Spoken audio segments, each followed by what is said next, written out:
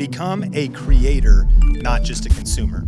When you step over that line into being a creator, so many things can change for you. You can still make an impact on the journey, getting 1% better with every upload. You're one video, one upload away from your life changing.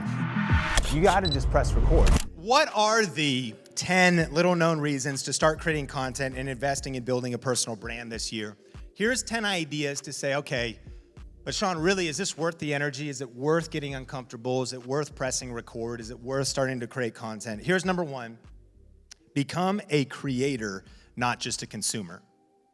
The first reason to start creating content is to become a creator and not just a consumer. Here's what's kind of fascinating. When you think about social media, there's been multiple studies that talk about the toxic effects. I think we're aware of that you look around among especially young women, you get into comparison and insecurity and self-doubt, and you can go to all of that stuff. All of us have probably experienced, okay, let me just scroll for a while. Let me just, see what comes my way. And you get a few dopamine hits, but by the end of that, you usually feel worse and not better. And social media consumption can come with a lot of potentially negative effects. But what's really fascinating is on the flip side, social media creation is actually one of the most positive mental health activities. If you find yourself growing weary or anxious about the future, scientific research indicates that regardless of your artistic experience or talent, that a 45-minute session of focused creative activity significantly lowers cortisol levels in your body, thus your overall stress. And so when I think about this idea of why should you start a channel, I think because most of the world are consumers. Thank God for it. We're in a consumer economy. But ultimately, when you step over that line into being a creator, so many things can change for you. And then rather just be on the receiving end, now you're on the giving end. It's better to give than receive. And you're on the contribution end. And so number one, you could become a creator, not just a consumer. Number two, capture your history and your legacy. YouTube is a search engine. One of the reasons I think it's so powerful to start creating content is to take what you know and to take your life experience and to take your wisdom and to start putting that online. It's kind of maybe a morbid thought, but I recently just had my 40th birthday, and we had kids a little bit later in life. I've got a 1-year-old and a 3-year-old. But I've thought a lot about, if I was to die right now, would I have peace? And the answer is yes. Mainly and majoritively because of my faith. But secondly, of course, I don't want to leave my wife or my kids behind. But one of the reasons I have peace is because of the portfolio of content that I've built online. I think about the thought that my sons could very well be mentored by me, understand my values, principles, vision, because of the history and legacy I've already captured online. And once I had my first boy, Sean Bradley, it made me even more convicted to articulate and capture my values, principles, and beliefs and wisdom in videos for that next generation, even if that's just for our own family. Like, we're not even talking about money or subscribers or anything. I want to encourage you, stepping into creating content is a good move for history and legacy. What do you wish you had from your grandfather or grandmother? Imagine if you could watch content from them where they share anything at all, let alone their wisdom, their values, their principles. Number three is you can grow your network. You know that your network is your net worth. In a circle like that, we'd say that. And so when you start creating content, you just start meeting people. In fact, this very right place, right time moment is because one man, Michael Zuber, had the courage to start creating content.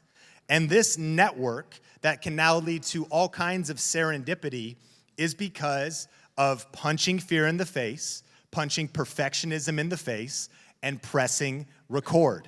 Thank you, Michael.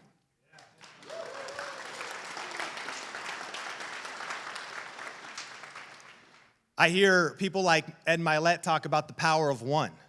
You're one relationship away from your life changing. You're one business deal away from your life changing. You're one conversation away from your life changing. And so it's not about getting 1 million subscribers, but by creating content, you can start growing your network, and one relationship, one video, one upload can shift your life. And so building and growing your network is a reason to start today. Number 4 is building your personal brand. What comes up if I Google you? Well, I tried to get those police reports. I mean, there's a couple mug shots for some of you. You know, what comes up? What comes up if I Google you? You know, of the 75% US adults who Google themselves, nearly half say that the results aren't positive. What happens when you Google your ex? Dude, so silent. I know half of you have Googled your ex. Come on, I know. All right, relax. So what comes up when I Google you? What do I see when I visit your Instagram, your LinkedIn? What do I see when I search for you? See, building your personal brand is a reason to start creating content. Your personal brand is your online reputation. It's the digitization of your reputation. And now we can talk about this in an entrepreneur arena, but let's talk about W-2s. Sales reps who use social media as part of their sales techniques outsell 78% of their peers. If you're in sales and you have a stronger personal brand because you committed to creating content, you will outsell 78% of your peers. Leads developed through employees' social media activities convert 7 times more frequently than other leads.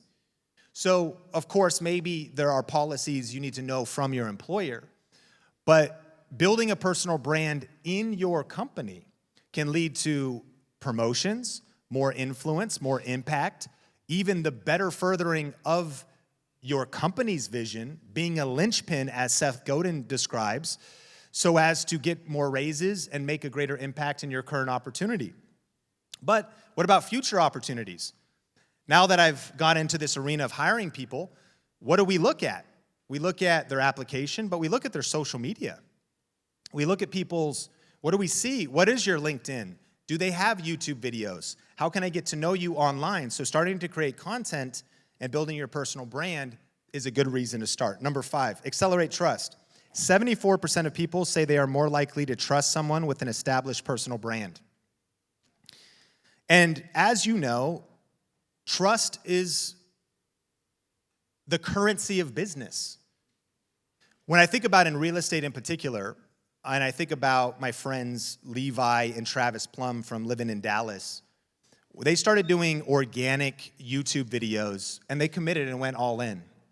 And you wouldn't believe it, after posting consistent YouTube content for the first 6 months, you want to know how many transactions they got as real estate agents? 0. It was incredible. Thank you, everybody. Have a great night. We'll talk later. So, first 6 months wasn't that impressive. But what happened over the next 12 months was they did nearly $90 million in transaction volume and did $2.9 million in commissions collected in the following 12 months, not from billboards, not from print, not from any other form of advertising, only organic YouTube. And all the other stuff is great, however you can get leads and do deals. But one of the things that they said was when people would call them, there was already a massive acceleration of the relationship. They'd be like, dude, it's weird to be with you on the phone, but I literally feel like I already know you. Like we've already spent 10 hours together, 20 hours together.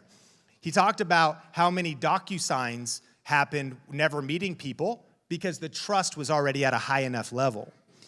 So you committing to creating content, even with just a few people, whether or not the video even got external views, if you start answering specific questions, uploading those on YouTube, and then when you're talking one-to-one with somebody, answer their question with the video of you answering the question for 8 minutes. Now you have an asset that you can text. And so the acceleration of trust is going to affect every area: mortgage, agents, as an employer, business of any kind. Imagine being in the room with some of today's top personal brands, video marketing experts, and online entrepreneurs. This year, you will have that chance at growwithvideolive.com. Grow with Video Live is the #1 conference for building your personal brand and growing your business with online video. This year's speakers include Dave Ramsey, Pat Flynn, Shalene Johnson, the Think Media team, and many more. So go to growwithvideolive.com to get your ticket today. Number 6, personal growth and skill building. One of the most challenging things you will ever do is commit to posting content. It will be hard. You will get uncomfortable. You will want to give up and quit. You will watch your first videos and be like, these absolutely suck. I promise you, your first videos are your worst videos. And usually video 30 is pretty bad too. And even still, you still might not be making eye contact with the camera a lot of times. Literally, after we had that conversation, I was like, did you not get my phone? We literally talked on the phone. Like the next day, Michael, I'm like, what's going on? But let it be the power of pressing record that you can still make an impact on the journey, getting 1% better with every upload. But see, the reason to start is because of the personal growth, skill building. See, it gets you uncomfortable because I know too, as we age, sometimes it's like, oh, I got to learn something new. Yeah, that's what it would take. I got to stretch and get uncomfortable. Yeah, that's what it would take. But you know what Warren Buffett said?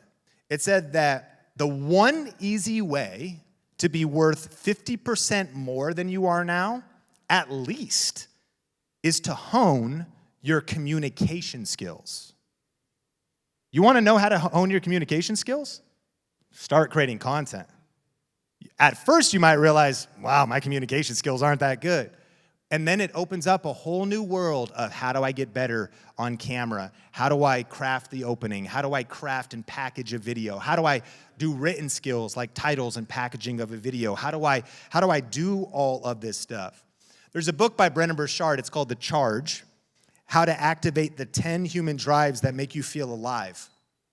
And what's fascinating is he did this research. It was one of the biggest studies done of what are like all of the elements for us to feel fully charged, fully alive, fully passionate, fully vibrant, fully all in, pumped. And maybe you're at a place right now where you'd say, Sean, when you say all that, that's not where I'm at. I'm not fully charged. I'm not fully feeling like I'm living my maximum life. He talks about the caged life, and then he talks about the free life. So how do you do that? Well, what's interesting is when I looked at the 10 human drives that make us feel alive, at least 5 of them are activated by content creation. Competence. You feel more alive when you're learning new skills and getting better. You'll have to when it comes to content creation. Connection. You start creating content, you start meeting people, it opens doors. Challenge. This will be challenging, but we need challenge to feel fully alive. We need that next mountain to climb, that next giant to slay. Creative expression. Putting yourself out there, being unique, figuring out putting the art on your wall that we see. I'm like wondering what's on Michael's shelf. You know what I mean? We got different art. What's behind him? What's the set today? Like you're being creative with your show. It's your show. You get to do however you get to dress how you want, do what you want. It's creative expression. You structure it how you want, interview people how you want, whatever you want, and contribution. And I want to encourage you. There's things inside of you that the world needs. And by packaging it in content, you are making a contribution. At least 5 of the 10 human drives that make us feel alive happen by just creating content. And friends, we have not even talked about getting views or making money yet. We have gone through 6 reasons to start. That's it, number 7. We'll land the plane, get to some Q&A. Build a portfolio and a body of work, number 7. Number 8, create extra streams of income. You could get paid for your content. There's multiple ways to earn money in the creator economy. We won't cover those today. But of course, leads and prospects. For a majority of us, creating content is just that doorway to the existing business we already have or one that we may start. Number 9 is leverage tax advantages for business owners and media companies. See, I think the mindset to have, and all of y'all are smart, so I would hope, this is a business event. So, of course, I'm not a CPA. This is not financial advice, but you're writing off your hotel and 50% of your meals, I would assume, and whatever meals you're having with people. And you're thinking about the legitimate business expenses from being here. And I know entertainment's not a write-off, but, check with your CPA. Maybe it's more of like a business function of however you're doing that, You're figuring all that out. And so I hope you're already doing that. But one of the powers of starting a content creation media company, because that's the mindset that I want you to have from day one. It's not a hobby. You're starting a media company. So now when you have to fly to see one of the people you met here, right place, right time, to film a video, then that's a business trip. And your hotel, of course, and at a really sick spot with a nice pool, a nice view, like that's a write-off. And the meal that you guys have that night, biz deving, is also a write-off. So it starts getting into a world where I know this is much more niche and applicable for me, but when I think about the fact that I actually test cameras, and I had to go snowboarding, obviously, because I had to test a GoPro, and so for the snowboard trip, I'm filming on the GoPro, and I got to get some drone shots, of course. And so, of course, not only is the drone and the GoPro a write-off, but the trip is a write-off, and I had to package all of that stuff. So really starting to think different. Back when I read Rich Dad, Poor Dad, Robert Kiyosaki, it was like, even if in the cash flow quadrant, you're W-2, that's an incredibly powerful place to be. And I love Michael Zuber's message on that. But by starting the small business or tapping into the small business, even the offsetting of your W-2 income is so powerful. My CPA, Matt Bontrager, talks about how W-2s should be reducing their tax liability. Again, number 9, leverage tax advantages for business owners and media companies. And then lastly, number 10 is, this was kind of wild, but this is what came to me, is to fight tyranny, fight evil, misinformation, lies, and generally bad advice that's spread on social media. Thank you.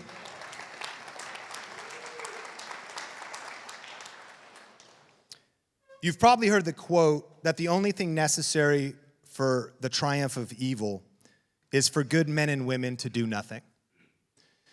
And so I know that creating content sounds like a lot of work, or it sounds like who would even listen to me or who would care. But I want to encourage you to not be silent. And I want to encourage you that a lot of times it's not the best information that's even being seen or getting consumed. It's just the people that are being the loudest. And knowing the kind of people that Michael Zuber attracts, this is a room full of good people that have real wisdom and good hearts that really want to make a real difference, that believe in the power of free enterprise to see lives changed and communities changed, that believe in generosity and that there should be more good in the world and all of this. You can't be silent. And the only thing that is needed for evil to triumph maybe is if you're silent. So I want to encourage you, this might not be about getting 1 million subscribers or even 10,000. What about the hundreds of people that you could impact? See, in a YouTube world, if you had 300 subscribers, people would go, it's no big deal. But think about this room. Think about you having 300 subscribers would be you like hosting this life-changing, powerful event. And so I do really want to challenge you for the next generation in history and legacy, for all the fun opportunities that this could lead to in the personal growth and maybe even feeling more charged and more alive, but also because truth needs to win, and we have to raise our voices and fight against tyranny and fight against evil and put out good, positive, edifying content on these platforms and on YouTube. So I want to encourage you. I think punching fear in the face, punching perfectionism in the face, and pressing record is the move to make in 2024. Thank you.